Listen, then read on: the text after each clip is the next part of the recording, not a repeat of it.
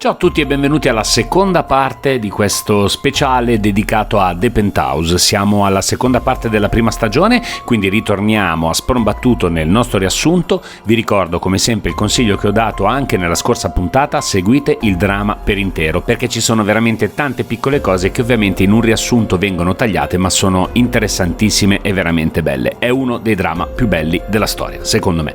Partiamo subito. Nello scorso episodio avevamo lasciato il marito della cantante con le mani sporche di sangue e questo fatto ci aveva fatto credere che avesse sparato alla moglie e Dante. Invece scopriamo che si tratta del suo sangue perché ha le mani ferite. Dice alla madre che vorrebbe tornare con lei, ma lei lo respinge. Torna a casa e dice alla moglie che vuole divorziare e la cantante poi scopre dalla registrazione della telecamera dell'auto che il marito l'ha vista con Dante. Il vice direttore della scuola non è chi dice di essere, infatti mentre obbliga Beatrice a pulire i bagni della scuola scopriamo che era stato assoldato dall'insegnante per scoprire chi fosse sua madre ed ora la obbliga a dire la verità pensando che sia stata lei ad abbandonare la figlia. Mentre la madre fa un colloquio per iniziare a lavorare per Dante, dopo il suo rifiuto fa entrare in una stanza colui che chiameremo il figo di Hollywood, che non è sconosciuto agli occhi di Dante. La cantante riceve un mazzo di fiori da parte di Dante e un regalo, ma arriva Beatrice che dice alla cantante di aprire il regalo e trova l'anello che aveva indossato proprio la sera in cui è stata uccisa l'insegnante. Parlandone con Dante scopre che non è stato lui ad inviarglielo e siccome lei la sera dell'omicidio lo aveva buttato, capisce che qualcuno sa e infatti qualcuno sta registrando la loro conversazione. Durante una festa organizzata per il figo di Hollywood, un corpo senza vita viene appeso ad una palla stroboscopica con la scritta «Il killer dell'insegnante è tra di voi» e con indosso la scarpa della ragazza che si era smarrita. Qui la cantante accusa Beatrice di aver creato tutto e di essere la madre dell'insegnante per aver ritratto un quadro che somiglia molto all'insegnante, soprattutto per via della collana a forma di mela che lei usava sempre.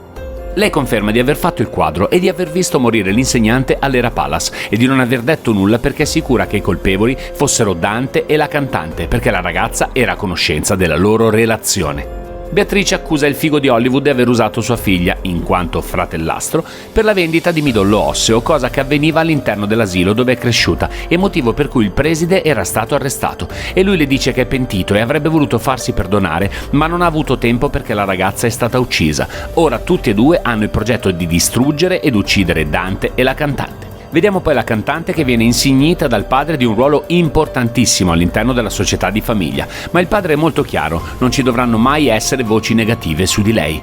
La cantante si incontra con la madre e le dice che la figlia deve lasciare la scuola di canto, ma la madre la tocca sul personale e le fa notare che suo marito la desidera ancora. La cantante dice di non essere interessata perché ormai ha una relazione con Dante e questa cosa non può minacciarla in nessun modo perché tutti nell'Era Palace lo sanno, ma la madre le fa notare che fino a quel momento c'era una persona che non ne era ancora al corrente: il padre. Inizia una dura lotta in cui il padre dichiara che la cantante è fuori dalla società e che dovrà lasciare anche la scuola. Lei lo prega e durante un momento concitato il padre ha un malore, cade dalle scale e muore e la figlia scappa con i documenti che dicevano che era fuori dalla società, va all'ospedale e finge di essere disperata per la morte del padre. Vediamo poi Dante a cena con il figo di Hollywood e la madre per parlare di affari, ma il figo riceve un messaggio e mentre Dante si gira a prendere dei regali, lui prende il bicchiere dello stesso, ne prende le impronte digitali e ricrea un dito con le stesse impronte. La madre si taglia e sporca di sangue Dante sul viso. Lui quasi si trasforma come in trance e cerca di strozzarla, ma le guardie del corpo lo sedano. Viene portato in camera e lo segue anche la madre, la quale incontra in casa la cantante. La cantante è gelosa del fatto che sia in casa di Dante e la attacca, ma la madre la fa buttare fuori dalla guardia del corpo. E quando Dante chiede alla madre come mai non abbia detto nulla dell'accaduto alla cantante, la madre gli risponde di averlo fatto per rispetto, perché non è giusto parlare del male degli altri.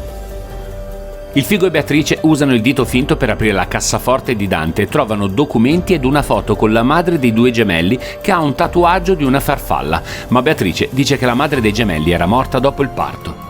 Arriva Dante e mentre i due cercano di scappare dalla cassaforte il dito blocca la porta e Dante trova Beatrice nel suo studio. Lei allora, per evitare che venga scoperto il figo, gli chiede del dito vero del suo ex marito e scopriamo che Dante era sempre stato innamorato di Beatrice, ma ovviamente non poteva accettare che lei stesse con un altro uomo ed è questo il motivo per cui lo fece uccidere, ma si tenne il dito come ricordo, il dito dove c'era la fede di nozze di Beatrice e del suo ex marito. Ma qui scopriamo la più sconcertante delle verità. la madre riceve un messaggio che le dice di andare al 47° piano dell'Era Palace, esattamente dove è stata uccisa l'insegnante, e si ricorda di aver visto Dante strozzare la ragazza, ma dopo aver sentito un rumore scappò, e ad uccidere l'insegnante è stata la madre per far entrare la figlia a scuola. Beatrice raggiunge la madre sul balcone e le dice di averla usata per ottenere informazioni in merito alla morte della figlia e di aver visto chiaramente la mano di chi ha ucciso l'insegnante, una mano che indossava un anello di rubini rossi, ma non era così. Il rosso che aveva visto in quella mano era la collana a forma di mela. Ma in questo dramma gli inciuci e le tresche non finiscono mai. Infatti, subito dopo aver parlato al telefono con Beatrice, che chiede il suo aiuto, la madre si bacia con Dante, il quale le promette che se lo aiuterà potrà avere tutto ciò che vuole. E visto che Beatrice è scomparsa, la prima cosa che le chiede è di sapere dove sia nascosta. Beatrice incontra la madre e le chiede di dire tutto ciò che sa alla polizia per risolvere il caso, ma siccome la madre sa di essere stata lei ad uccidere la ragazza, le dice che quella sera era ubriaca e non ha visto nulla. Poi chiede a Beatrice dove si sia nascosta e lei non risponde, dicendo che appena avrà un posto glielo farà sapere. Il figo di Hollywood intanto regala a Dante e ai suoi amici dei biglietti per assistere ad un grande concerto di un soprano. Dante, la cantante e i rimbambiti salgono sulla limousine inviatagli dal figo di Hollywood, bevono un drink e svengono tutti. Vediamo poi che tutti vengono rinchiusi in una gabbia circondata dalle fiamme mentre i figli vedono tutto e il vicepreside, che ancora non si è capito se sia un poliziotto, una spia o un mezzo pazzo, dice al gemello che i suoi genitori moriranno per colpa di quello che lui ha fatto.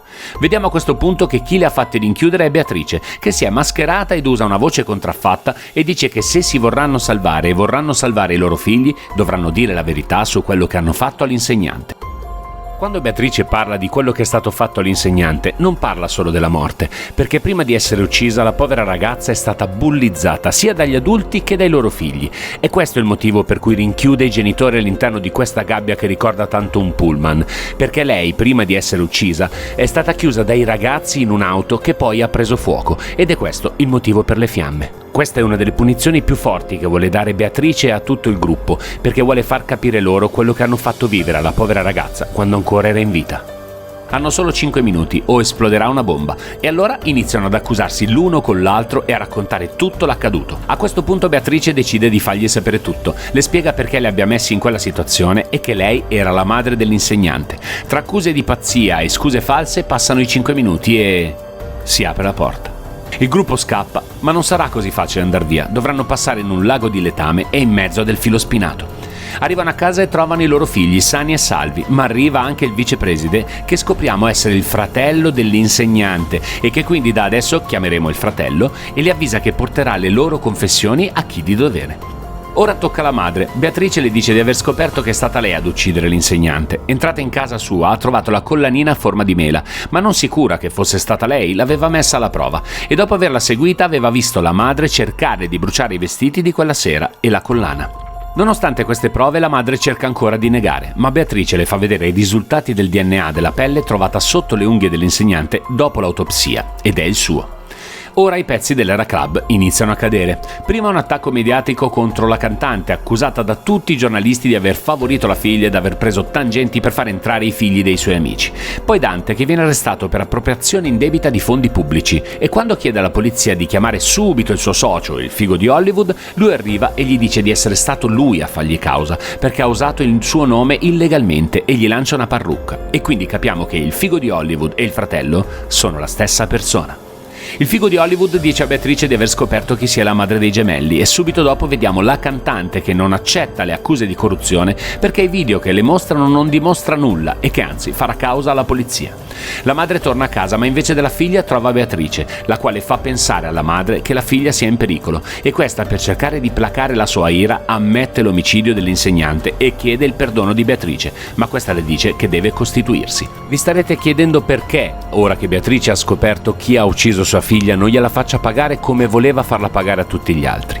Questo perché prima della morte della ragazza la madre era stata l'unica persona ad averla trattata bene, l'aveva sempre trattata con rispetto, e l'omicidio, pur essendo una cosa sbagliata e che deve pagare, questo è il motivo per cui le dice che deve costituirsi, è avvenuto in un momento in cui era molto ubriaca ed è stato fatto contro la sua volontà. Ma in questi ultimi periodi, nonostante si siano usate a vicenda, tra le due è nata un'amicizia e quindi l'unica richiesta di Beatrice alla madre è quella di costituirsi e di pagare comunque per il suo errore, ma ma non gliela farà pagare come l'ha fatto con gli altri, che invece avevano trattato male la figlia quando ancora era in vita e l'avevano fatta soffrire. La figlia della cantante intanto tenta il suicidio perché non riesce più a reggere la pressione e gli attacchi che le vengono fatti dalla madre, ma riescono a salvarla appena in tempo.